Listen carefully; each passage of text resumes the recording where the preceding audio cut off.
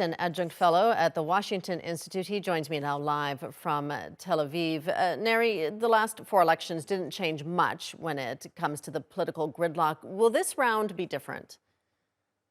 It's unlikely, just based on the opinion polling really over the past 4 months, this election cycle. The polls have been fairly static, really almost a 50-50 division relative to what we've seen, very comparable to what we've seen over the past 3.5 years, with one caveat. The smaller parties at the lower end of the electoral map could make or break this election either way. So we may see some surprises, but it'll be quite close. The margins will be quite small once again. We've talked quite a bit about voter fatigue, having to go back to the polls over and over again without a result that leads to a government. Is there a concern that that could have an effect on the results, that there's just so much voter apathy and people are feeling too jaded? So that's always a concern. It was a concern going into a second and third and fourth round, but the Israeli public every time has responded. They've understood the stakes involved even over the past 3 or 4 years. So voter turnout is expected to be comparable to what we've seen in rounds past. But again, I think the Arab-Israeli turnout, the Palestinian citizens of Israel, expected to have lower turnout than we've seen in previous rounds. That could have wider implications for the eventual result for Netanyahu or against Netanyahu, and really could have longer-term implications for Arab political representation in Israel's parliament. The Arab political parties are now fractured. In previous rounds, they ran under one electoral list. There's a great chance at least one Arab-Israeli political party will not make it into the next parliament, and perhaps a second one is in danger of not making it into parliament. When we talk about a possible Netanyahu comeback, what does his support look like now? Has it changed?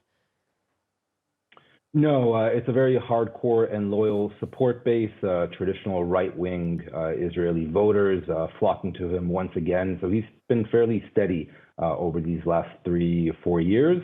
The addition this time is the far-right party to Netanyahu's right, religious Zionism, led by Itamar Ben-Gvir, a Jewish supremacist, for lack of a better word. He is gaining in the polls. He is surging, and he may be drawing more, say, moderate right-wing voters, precisely due to his hardline rhetoric and bombastic promises to deal, say, with Arab-Israeli violence, with Palestinian violence. So that is a concern, and it remains to be seen whether on election day today, the surge in popularity that he's experienced in recent months will actually be translated at the ballot box.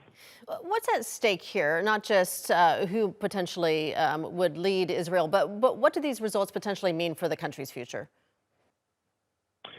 Well, I'm a big believer, and I've been saying this for several months.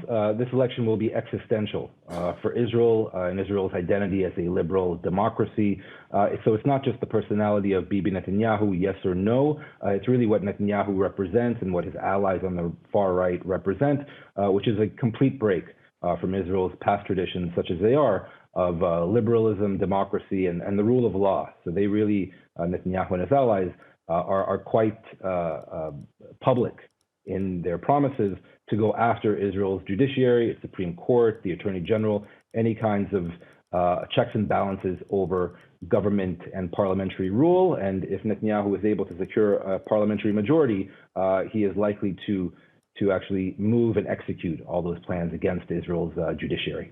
All right, we'll leave it there. Neri Zilber joining us from Tel Aviv. Thank you.